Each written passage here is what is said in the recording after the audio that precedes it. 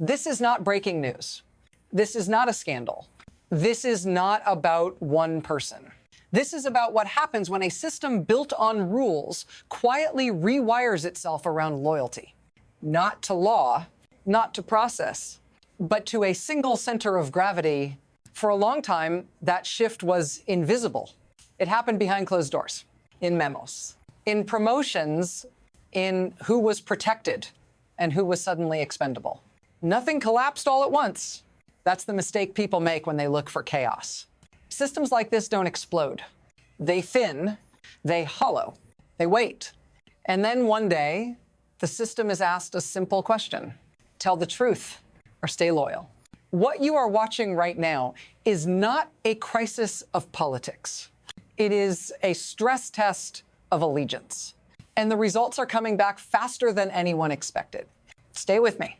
Because once this kind of system starts choosing survival over loyalty, it does not stop. It moves forward.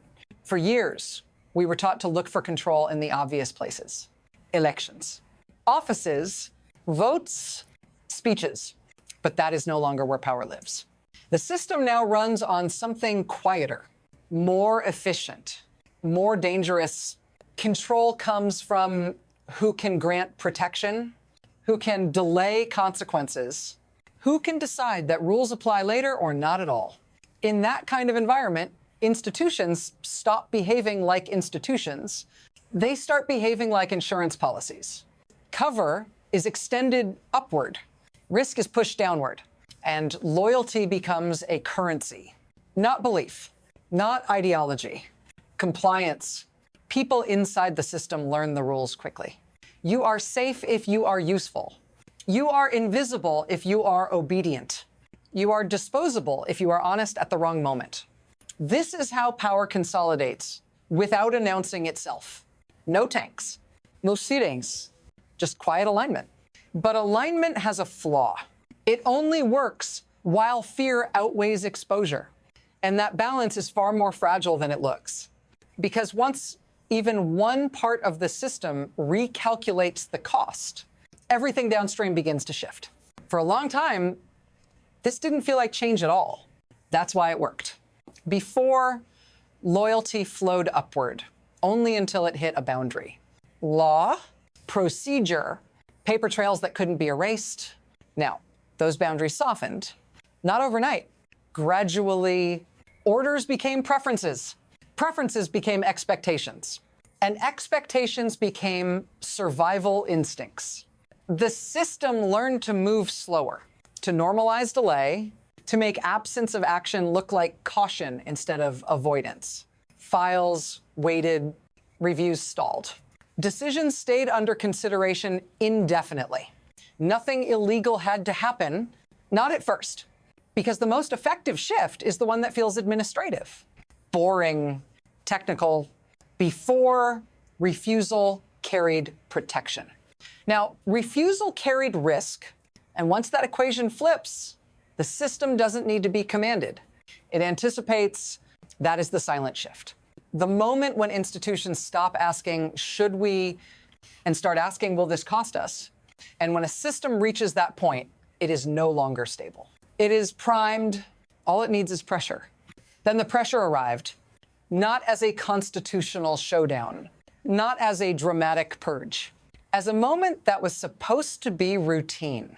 A hearing, a schedule, questions that had been asked before and always deflected. This time, something changed. A person placed at the center of the loyalty system was asked to explain a delay, a gap, an absence that had quietly grown too large to ignore. And instead of the usual maneuvering, the hedging, the deferral, the procedural fog, there was an answer, not framed as defiance, not delivered as confession, just confirmation. A small sentence that carried enormous weight because it wasn't coming from the outside. It wasn't a leak. It wasn't speculation. It came from inside the system, from someone built to protect it. That is how mini-crises work. They don't announce collapse. They reveal load-bearing walls. And once one of those walls cracks, even slightly, every other part of the structure begins to feel heavier. Watch carefully what happens next. Because the shock isn't the answer that was given. It's how fast the system reacts to contain it. Here is what that reaction tells us. This system does not fail because people suddenly become brave. It fails because loyalty stops being a good investment. For years, protection flowed in one direction, cover upward, risk downward. If you absorbed damage quietly, you were rewarded with proximity. If you created friction, you were isolated. That was the mechanism. But mechanisms depend on credibility. The promise has to hold. Protection only works if the person offering it can still shield you when consequences arrive. The moment that promise weakens, the math changes. Inside a loyalty-based system, everyone is constantly recalculating, not morality, exposure. Who goes first if this breaks? Who takes the fall? Who is left holding records, signatures, testimony? When one insider answers a question instead of deflecting it, that is not rebellion. That is risk management. The system begins to eat its own buffers. Distance replaces devotion. Silence replaces defense. And the damage does not land where the public expects it to.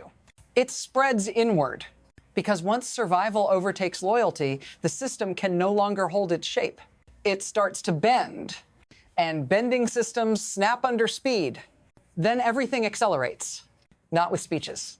With movement, statements reverse, support evaporates, language hardens. Words like authorized, rogue, misunderstood, these are not explanations. They are distance. Inside the system, phones light up. Meetings multiply. Silence becomes strategic. The pace changes. Questions that were safe yesterday become liabilities today. People stop volunteering certainty. They start documenting exits. This is the second mini-crisis. Not because of what was said, but because of how quickly the system tries to outrun it. Containment replaces loyalty. Disavowal replaces defense. And the speed matters. Systems built on allegiance are stable only when time is slow. Acceleration exposes them. Every reaction creates another record. Every denial narrows options. Every step taken to regain control produces new evidence of loss. At this stage, no one is steering. They are bracing. And when institutions move this fast without coordination, they do not recover balance. They overshoot, which is how systems don't just break, they cascade. This is where it reaches you, not as a headline, as a condition. Because when institutions shift from protection to preservation, the cost is always externalized. It moves outward, downward.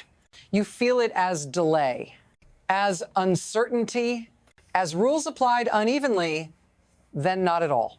You are told to trust processes that are quietly being bypassed, to wait for clarity that never arrives, to accept instability as normal. And the most unsettling part is not the dysfunction, it's the calm. Systems like this don't panic in public.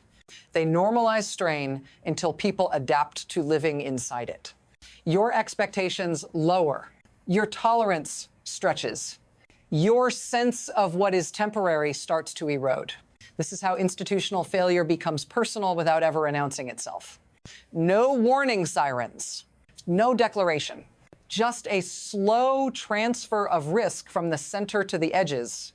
If you're still watching, that matters, because understanding this moment is not about outrage, it's about recognition. And once you see it, you can't unsee what comes next. This does not stay contained. Systems built on personal loyalty don't fail quietly. They signal instability outward.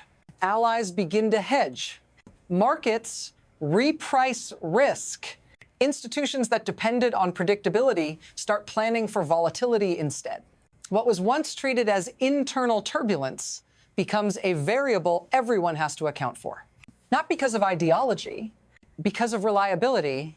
When rules appear optional at the center, they become questionable everywhere else. Agreements feel softer. Assurances carry less weight. Other systems respond the same way individuals do. They create distance. Coordination slows. Trust thins. Redundancies multiply. This is how a domestic shift becomes a global ripple. Not through confrontation, through uncertainty. No one announces a break. They simply stop assuming continuity. And the most dangerous part is that this phase feels deceptively quiet. No explosions, no declarations, just a gradual recognition that the old guarantees no longer guarantee anything. At that point, the question is no longer what happened. It's how fast does this spread? And whether anyone is prepared for the next recalculation.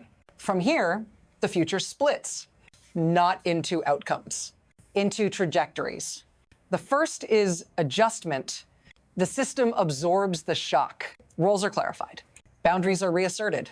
Loyalty is quietly reattached to process instead of people.